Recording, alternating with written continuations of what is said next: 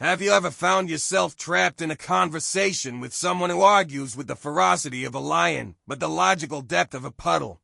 They shout, they interrupt, and they carry an unshakable aura of absolute certainty. Yet, every single word exiting their mouth is pure, unadulterated nonsense. It's one of the most frustrating human experiences. You bring facts, data, and structured logic, while they bring nothing but volume and raw emotion. They are utterly convinced they are right, and yet, they couldn't be more wrong if they tried. For a long time, society viewed this behavior simply as bad manners or extreme arrogance. We assumed these people were just narcissists who hated being corrected.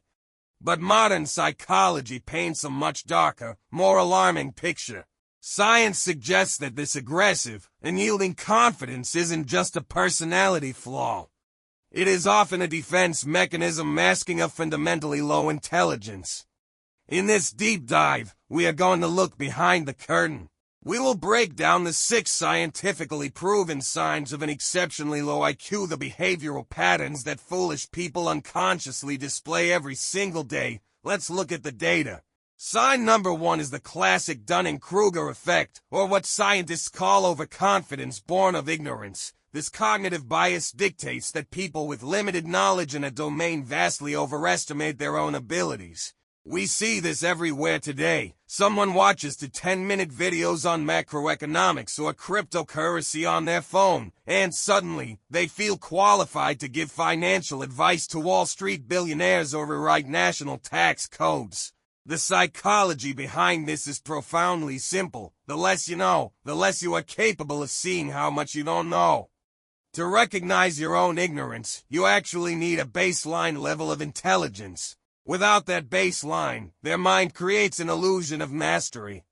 Because they see no gaps in their knowledge, they speak with absolute, unshakable authority.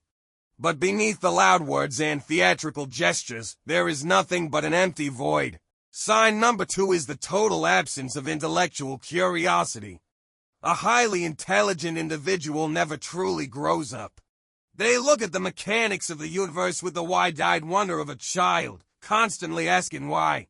Cognitive psychologists refer to this as extreme cognitive rigidity. The neural architecture of a low IQ brain struggles heavily with complexity. When faced with a situation that cannot be easily categorized, the brain experiences a metaphorical short circuit. Their standard response to complex topics is a dismissive, "Why should I care about that?" Books cause physical boredom, deep documentaries are ignored, and any conversation requiring active mental processing is swiftly shut down.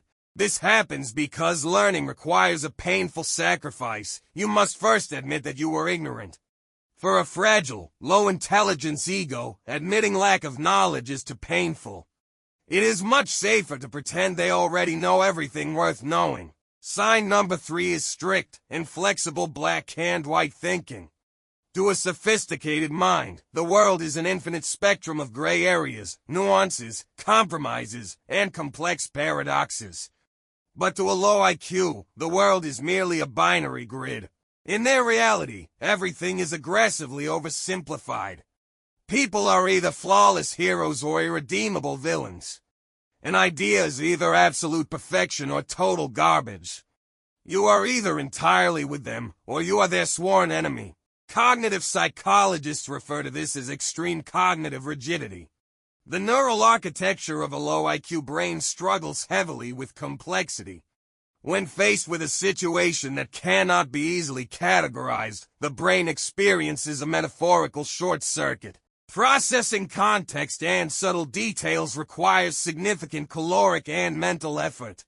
To conserve energy, the low IQ brain reduces the beautiful, complex tapestry of human life into a simple, childish set of rules. Sign number 4 is a volatile lack of emotional control. Extensive neurobiological data confirms that lower general intelligence is deeply tied to deficient emotional regulation.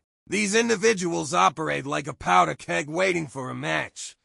The slightest inconvenience along line at a grocery store, a minor traffic delay, or a polite correction from a colleague triggers an instant, explosive tantrum. High IQ individuals utilize a cognitive buffer. When a negative stimulus occurs, they pause, analyze the situation, calculate the consequences, and execute a measured response. They control the emotion does not control them, but a low IQ individual lacks this internal buffer. They skip the analysis phase entirely. Stimulus leads directly to reaction. They scream, insult, and break things, completely oblivious to how foolish they look to everyone around them. Sign number 5 is the chronic habit of blaming external forces for every personal failure. In psychology, this is known as having an extreme external locus of control. If they lose their job, it's because the manager was jealous. If their relationship fails, it's because their partner was crazy. If they are broke, it's entirely the fault of the economy, the government, or the alignment of the stars.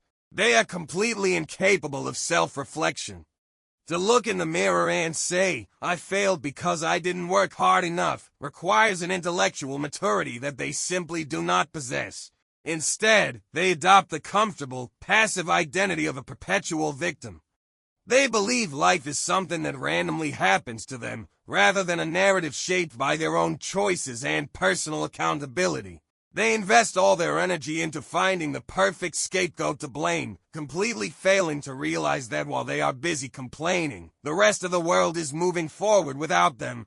Finally, sign number 6, an absolute, aggressive inability to tolerate a differing opinion. For a highly intelligent person, a debate is an exciting intellectual game and opportunity to test ideas and discover truth. But for an individual with low cognitive capacity, their opinions are not just ideas they hold, their opinions are their entire identity. Therefore, if you disagree with their viewpoint, their brain translates it as a direct, violent attack on their personhood. If you politely suggest that a movie they liked had structural plot holes, they won't defend the film logically. Instead, they will conclude that you personally hate them, or that you are trying to humiliate them. Constructive debate requires a suite of high-level cognitive tools, active listening, objective data analysis, and emotional detachment. These require immense mental calories. For a weak brain, it is far easier to scream, throw an insult, block you on social media, or walk away slamming the door. In their mind, blocking you equals a flawless intellectual victory.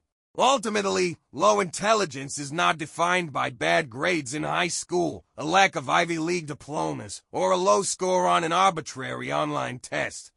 It is fundamentally about how the human mind processes reality. You can easily find individuals with multiple master's degrees who still display every single one of these toxic traits in YouTube comment sections. The absolute scariest part of this psychological trap, the vast majority of these people will live their entire lives never knowing the truth about themselves. The lower the intellect, the more blind the mind becomes to its own structural flaws. The brain literally builds an illusion to protect its ego from reality. But if you have the patience, focus, and intellectual stamina to watch this video all the way to the final frame, you can take a deep breath. You are almost certainly not in this category. Hit the like button if you value self-awareness, subscribe to join our journey into human psychology, and leave a comment below with your thoughts. See you in the next deep dive.